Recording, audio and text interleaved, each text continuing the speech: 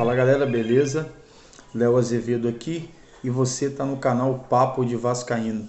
Seja muito bem-vindo ao nosso canal e ative os sininhos da notificação, se inscreva no nosso canal, dê uma moral aí pra gente, dê um like para que a gente possa crescer e ser mais uma referência aí pro Vasco da Gama dentro do YouTube, beleza? As notícias de hoje envolvem aqui o técnico, né, a questão do técnico para o nosso time, para o Vasco da Gama, e o improviso que o William Batista terá que fazer no jogo contra o Cruzeiro na lateral esquerda, tendo em vista que o nosso lateral está suspenso pelo terceiro cartão amarelo e nós não temos lateral no banco de reservas, exceto o Riquelme, né? Riquelme vem de uma lesão, não estava sendo relacionado e pode pintar nesse jogo aí como uma possível substituição do Lucas Piton.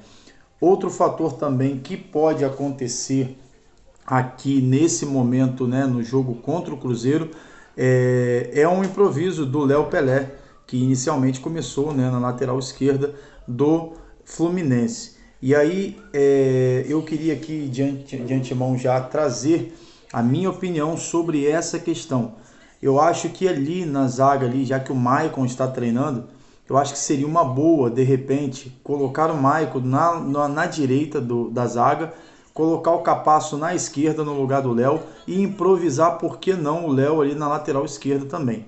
Eu acho que ficaria muito bom, já que o Maicon vem treinando, e é a hora de testar esses medalhões que chegaram ao Vasco para não ficar encostado, como o Carvajal e como o Juan Cruz, né? No meio campo ali, a gente pode de repente colocar também, né, o time do Vasco, o William Batista pode colocar o Matheus Cocão junto com o Jair ali, porque o Zé Gabriel fez ali um jogo não muito bom contra o Botafogo, não teve paciência na hora que puxou o contra-ataque, perdeu ali algumas vezes o time do 1-2, aquela questão da triangulação que o Botafogo veio fazendo e não fez realmente um bom jogo, mas mesmo assim, pelo nível que foi o jogo Vasco e Botafogo, o Zé Gabriel teve a maior nota segundo o GE, aqui eu já falei em outros vídeos isso, e isso para mim é inadmissível, né? Um dos caras que atuaram pior no jogo foi o que teve a maior nota. Então, para você ver o nível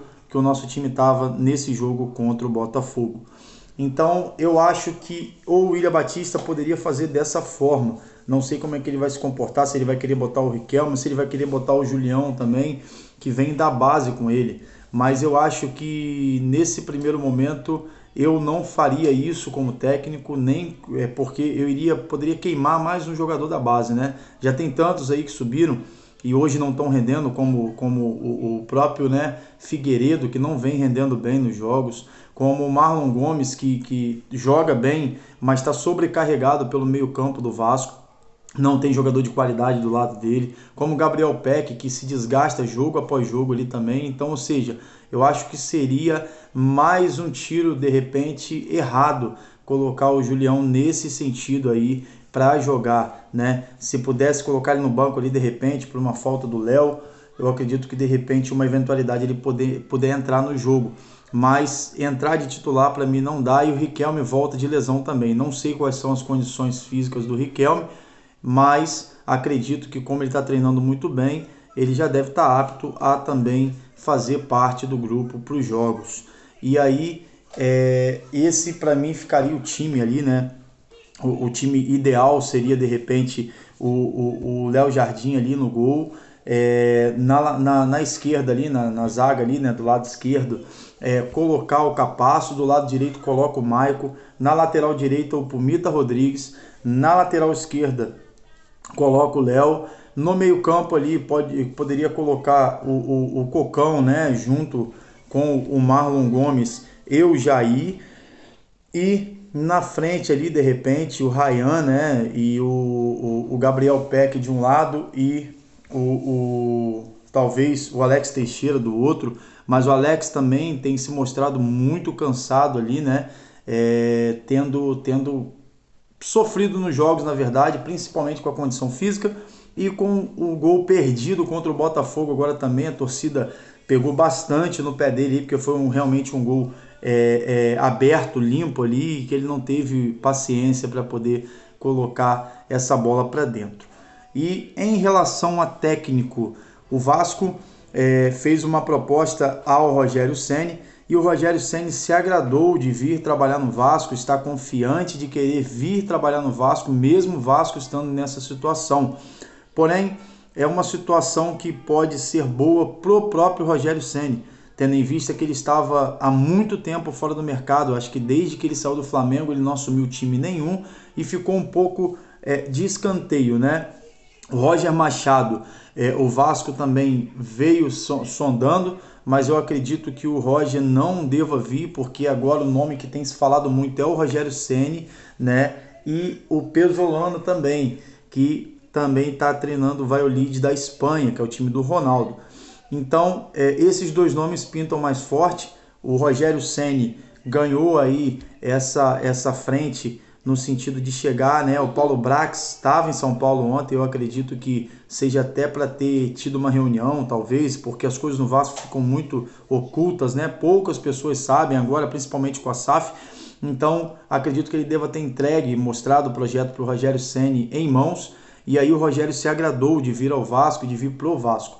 Acredito que dentro de dias aí, após o jogo, talvez contra o Cruzeiro, ou no domingo, e iniciando a semana aí, a gente já tem uma resposta do técnico que irá assumir o Vasco. Em contrapartida, o GE.com publicou agora há pouco em seu site que o Vasco vai tentar ainda uma última cartada com o Pesolano, né? A proposta já foi feita ao treinador, ele já está ciente da proposta do Vasco. O Valladolid caiu para a segunda divisão novamente da Espanha, então isso pode pesar, porém o Vasco tem que pagar uma multa, porque ele está lá, né? Tem mais um ano de contrato, e aí o Vasco também está com esse investimento retraído. Já com o Rogério não teria isso, porque o Rogério está livre no mercado. E o Vasco e a 777 quer, né, o treinador, e aí o Pesolano foi até proposto isso para ele, e o Paulo Bratz, né, informações disseram que o Paulo Bratz pediu a pessoas próximas para poder persuadir, né, o treinador para que ele venha ao Vasco, sendo que uma das opções dele em sair do Cruzeiro foi exatamente pela pressão da torcida. E se ele vier para o Vasco, não tem lógica, porque o Vasco está vivendo uma pressão desde o início do Brasileiro. A torcida tem pressionado com toda a razão, o time não tem rendido o suficiente, e talvez para ele seja também uma oportunidade meio que hostil, né, dele vir para o Vasco nesse momento. Então fica aí, mas o Vasco está tentando, tá? O Vasco está tentando com ele, mas o Rogério Ceni sai na frente. Então, essas duas notícias que eu queria dar para vocês agora, e peço a vocês mais uma vez para que vocês se inscrevam no canal Papo de Vascaíno, para que vocês divulguem, né, com os seus amigos, nos seus grupos, para que a gente possa crescer aqui no canal. Deixa seu like, ative o sininho para que o YouTube indique, né, os nossos vídeos para vocês aí. Em breve teremos lives aí para debatermos assuntos relacionados ao Vasco da Gama, e também para poder dar voz aí aos nossos espectadores, aos nossos inscritos. Tamo junto, saudações vascaínas.